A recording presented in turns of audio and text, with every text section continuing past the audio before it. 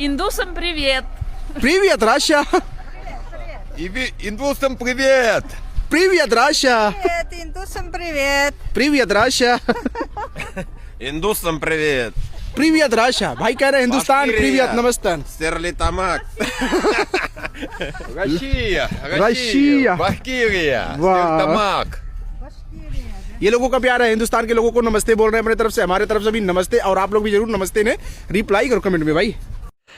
шабатон бахайр бошад дӯстони азиз, умедворам шумо хуб ҳастед. бар шумо саломатии хоҳон ҳастам. дӯстон, аз ҳама шумо хоҳиш видеоро то охир бо диққат тамошо кунед ва ҳатман ба ёду дӯстони худтон расонед ва дар зери видео лайк монену фикри худтона дар комментария нависед. ва дӯстон, ба ҳар яке мо шумо маълум ай ки дар сомонаҳои иҷтимоӣ баъзе наворҳоро мебинем шикояти мардуми рус алайҳи муҳоҷирони ҳиндустон ва баъзе аз бародарои мо каме ба хатогӣ роҳ дода истоданд, яъне ки фикр мекунанд ки акнун муҳоҷирони ҳиндро таҳқир карда ба қадри муҳоҷирони тоҷику узбек мерасанд. дар асл мо хатои бузург дорем, хатои калон дорем, яъне ҳар чӣ қадар мо барои онҳо хуб шавем гуфта ҳаракат кунем ҳам палибому ин мардуми рус ба қадри мову шумо намерасад. инро фаромӯш накунед. хуб, яъне ки тақозои ман аз шумо ҳамин аст ки ба ҳар хеле гапу чапҳои фарсудаву ба ҳар хеле гапу чапҳои овозаҳои ҳар гуна бовар накунед. бар шумо дӯстон саломатии хонавободӣ хоҳон ҳастам. салом дӯстон, санҷиши шиносномаи хориҷӣ яъне ки загранпаспорт барои шумо мушкил шудааст ва шумо наметавонед дар куҷо чӣ тавр бисанҷед. ва мо пеши роҳи ин мушкилии шуморо гирифтем. шумо акнун метавонед дар хона нишаста паспортҳои худро бисанҷед ва ҷавоби дурустро бигиред. танҳо бо тариқи ватсап ба ин бародар суҳбат кунед. ин бародар бар шумо чизе гуфт ҳамон корро бикунед. албатта ҷавоби пурра ва аниқ ба шумо равон мекунанд. ва имрӯзҳо ҳамаи корро ройгон намешавад кард, яъне ки инҳо ҳаққи корияшонро низ мегиранд. ба шумо барори кор.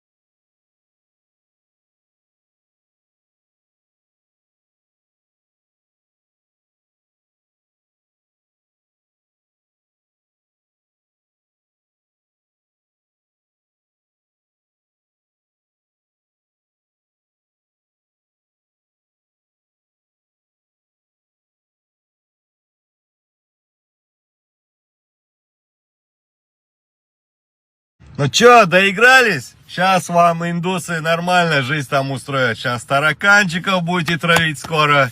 Танцы, шманцы. Сейчас вы узнаете, когда ваши квартиры весь дом будет вонять, потому что у них их приправы, это просто ужас. Это просто невозможно. Он прям вшивается в стены.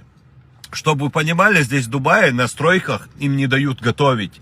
Ну, внутри здания имеется в виду на стройке, потому что этот запах, он просто вот в бетон так впитывается и идет вонь. Ну ничего, вы хотели этого, пожалуйста, принимайте индусов. Уже видеоролик есть, как ваши женщины с ними кайфуют. Все, скоро будете молиться, чтобы мигрантов вернули обратно. Этих таджиков, узбеков, кыргызов. Сейчас вот наказание вас настигло уже. Это только начало. Вы просто не знаете, с чем вы столкнетесь дальше. Это просто ужас. Какие они вам дома будут строить, это просто...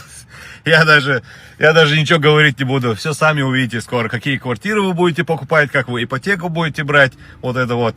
Вот такая вот тонкая стена будет. И все будет это вонять криво, косо. И будут говорить: извините, мы делали вам квартира. Вот так вам и надо. Так вам и надо. سلام دوستان، سنجش شناسنامه خارجی یعنی که زگرم پاسپورت برای شما مشکل شده است و شما نمیتوانید در کجا چطور بسنجید و اما پیش راه این مشکل شما را گرفتیم. شما اکنون میتوانید در خانه نشسته پاسپورت های خود را بسنجید و جواب درست را بگیرید. تنها با طریق واتساپ با این برادر صحبت کنید. این برادر بر شما چیزی گفت همان کار را بکنید. البته جواب پوره و عمیق به شما روان میکنند و امروزها هم ای کار را رایگان نمی شود کرد، یعنی که اینها حق کاریشان را نیز میگیرند. به شما برای کار